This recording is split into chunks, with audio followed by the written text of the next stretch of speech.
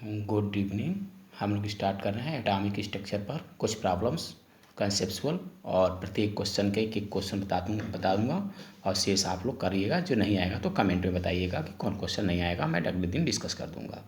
जैसे हमने सेल की बात किया, यानी सेल आप जानते हो कि ये आपका न्यूक्लियस है और एक आपका सेल है, इसे कहते हैं हम लोग के सेल।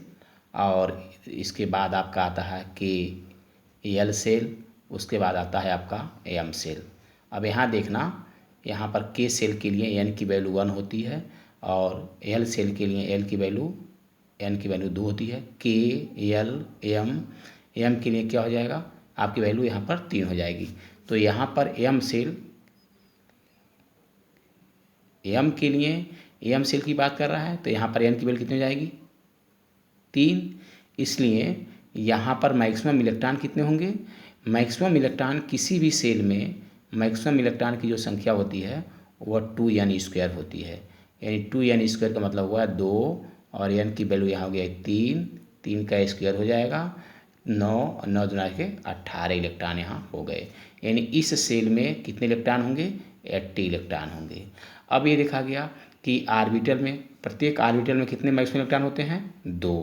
कितने होते हैं, 2। चाहे आर्बिटल किसी सब सेल का हो, उसमें मैक्सिमम इलेक्ट्रॉन कितने होंगे, 2। अब बेटा आप लोग इसको 4D सब सेल के लिए आप लोग बताना कितना होगा। दूसरा टाइप क्वेश्चन है, select the nodal plane. Nodal plane जैसे मैंने PX किया, तो PX के लिए क्या हो जाएगा, यहाँ पर x एक्सिस हो गया, ये आपका y एक्सिस हो गया और ये आपका z एक्सिस हो गया। कौन सा आर्बिटल है, PX, तो PX आर्बिटल पे ये आपका हो गया। तो इसमें नोडल प्लेन कौन हो जाएगा, जिस एक्सिस पर आर्बिटल लाई नहीं करेगा, यानी y और z क्या हो गया, यहाँ पर नोडल प्लेन हो जाएगा। ऐसे आप इसको देख लीजिएगा, दोनों को आप कर लीजिएगा। Maximum number of unpaired electron in this ion. अब ये देखा जाएगा कि maximum number of unpaired electron निकालने के लिए इसका आउटर इलेक्ट्रॉनिक कॉन्फ़िगरेशन हमें आना चाहिए। आउटर इलेक्ट्रॉनिक कॉन्फ़िगरेशन क्या होगा, 3d10 और 4s2, और 2 इलेक्ट्रॉन यहाँ से निकल गया है। तो 2 इलेक्ट्रॉन निकलने का मतलब हुआ कि s में से 2 इलेक्ट्रॉन आपके निकल जाएंगे। जब 2 इलेक्ट्रॉन निकल जाएंगे तो 3d10 और 4s0 हो जाएगा। डी में कितने ऑर्बिटल्स होते हैं, 5। 1 2 3 4, 1 electron, 2 electron, 3 electron, 4 electron, 5 electron, 6 electron, 7 electron, 8 electron, 9 electron, 10। 3D में कितने हो गए, 10 इलेक्ट्रॉन। सारे इलेक्ट्रॉन पेयर्ड है, इसलिए यहाँ पर अनपेयर्ड इलेक्ट्रॉन की क्या हो जाएगी, 0 हो जाएगी। ऐसे आप दोनों आप करके देखिएगा।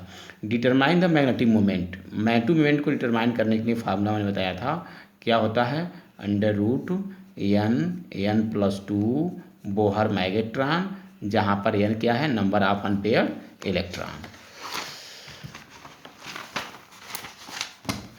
नेक्स्ट क्वेश्चन क्या है, नेक्स्ट क्वेश्चन आप टाइप है half field concept, fully field concept, partial field concept.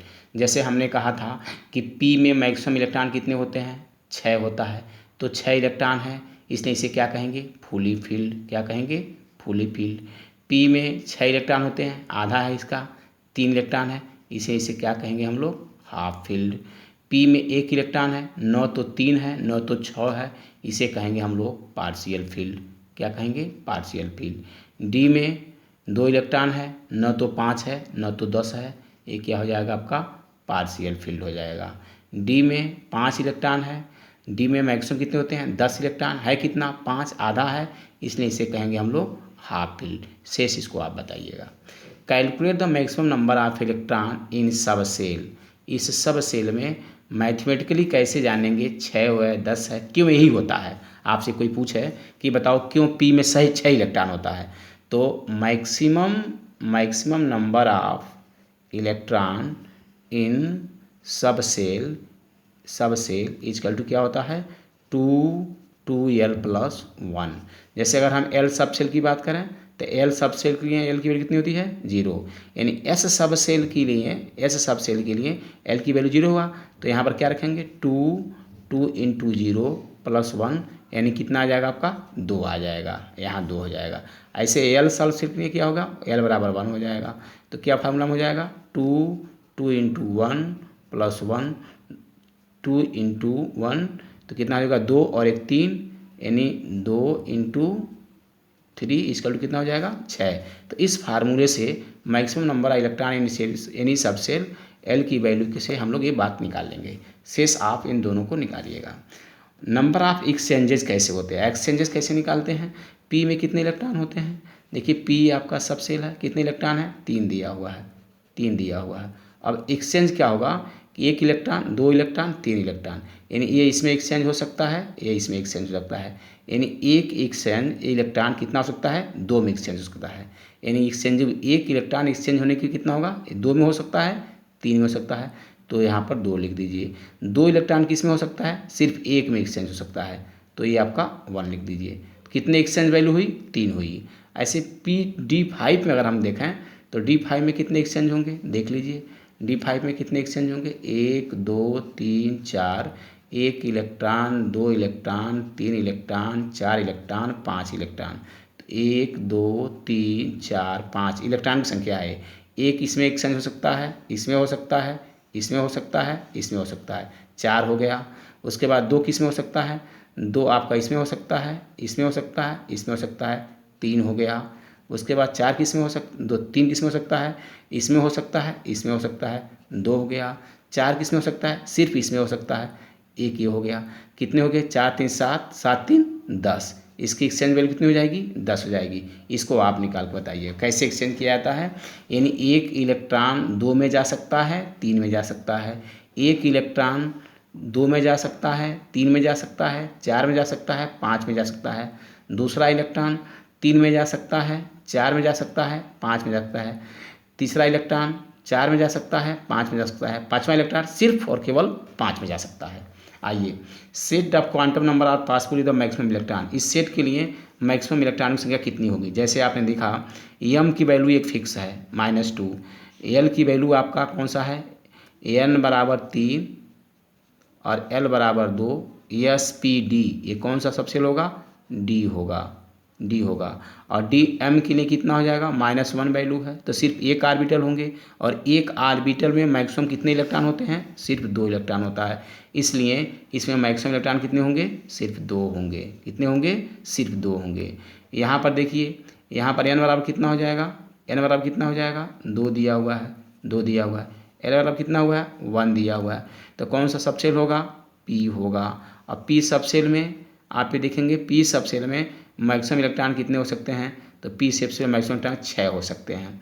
ऐसे देखिए यहाँ पर n बराबर 5 दिया हुआ है, n बराबर 5 दिया हुआ है और l बराबर कितना दिया हुआ है 2 दिया हुआ है। 2 किसके लिए आपका होता है D के लिए होता है।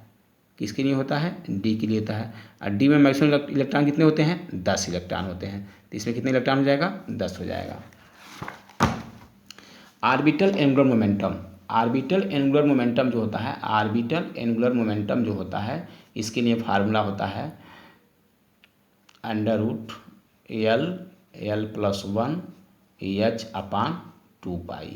अब देखिए 2s के लिए L कितना होगा 0। जब इसके लिए L की वैल्यू 0 रखेंगे, जब इसके लिए L की वैल्यू 0 रखेंगे तो पूरी वैल्यू क्या हो जाएगी 0 हो जाएगी। पूरी वैल्यू क्या हो जाएगी 0 हो जाएगी। किसी भी सब सेल के लिए चाहे 1s हो, चाहे 2s हो, चाहे 4s हो, चाहे 5s हो, उसके लिए आर्बिटल एंगुलर मोमेंटम क्या होगा हमेशा 0 होगा, क्योंकि इसके लिए L क्या होगा 0 होगा। ऐसे आप शेष को निकालिएगा। स्पिन मल्टीप्लिसिटी हमें निकालना है। स्पिन मल्टीप्लिसिटी की जो फार्मूला होता है ये क्या होता है 2s+1 होता है। जैसे यहाँ पर s क्या है total spin quantum number of spectrum line. Number of spectrum line calculate करने का जो तरीका होता है, नंबर ऑफ स्पेक्ट्रम लाइन यदि एक एनर्जी लेवल से अगर इलेक्ट्रॉन आता है तो नंबर ऑफ स्पेक्ट्रम जो लाइन होगी n × n-1/2 से निकालते हैं। यहाँ n की वैल्यू कितना दिया हुआ है, n की वैल्यू यहाँ पर n की वैल्यू कितना है 3 है। यानी लिख सकते हैं 3 इन 3 2 कितना आ जाएगा 3 आ जाएगा। लेकिन जब डिफरेंट नंबर ऑफ लाइन हो, जैसे डिफरेंट नंबर ऑफ लाइन से आती हो, यदि डिफरेंट एनर्जी लेवल से इलेक्ट्रॉन जंप करता हो तो उसके लिए नंबर ऑफ स्पेक्ट्रम जो लाइन होती है n2 - n1/n2 - n1+1/2 फार्मूला से हम लोग यूज़ करते हैं।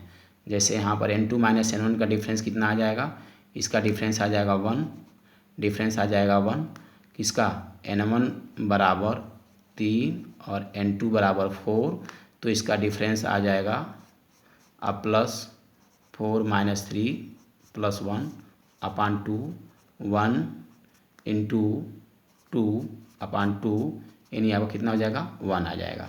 ऐसे भी इसको भी देख सकते हैं, नंबर ऑफ स्पेक्ट्रम लाइन, यहाँ पर क्या हो जाएगा N2 minus N1, N2 minus N1 यानी 4 माइनस 1 यानी 4 माइनस 1 प्लस 1 अपान 2, यानी कितना हो जाएगा 3 4 अपान 2, यहाँ से नंबर ऑफ स्पेक्ट्रम लाइन कितनी हो जाएगी 6, ये आंसर हो जाएगा। तो ऐसे आप इस प्रॉब्लम को आप लोग करिएगा। अब ये जो आपका चैप्टर जो भी है ये कंप्लीट हो गया नीट के पॉइंट ऑफ व्यू से, और अगला चैप्टर मैं अगले दिन डालूँगा। वीडियो अच्छा लगे लाइक ज़रूर करिए, लाइक के साथ साथ शेयर करिए, प्लस कमेंट भी करते रहिए, अपने मित्रों के पास भेजते भी रहिए।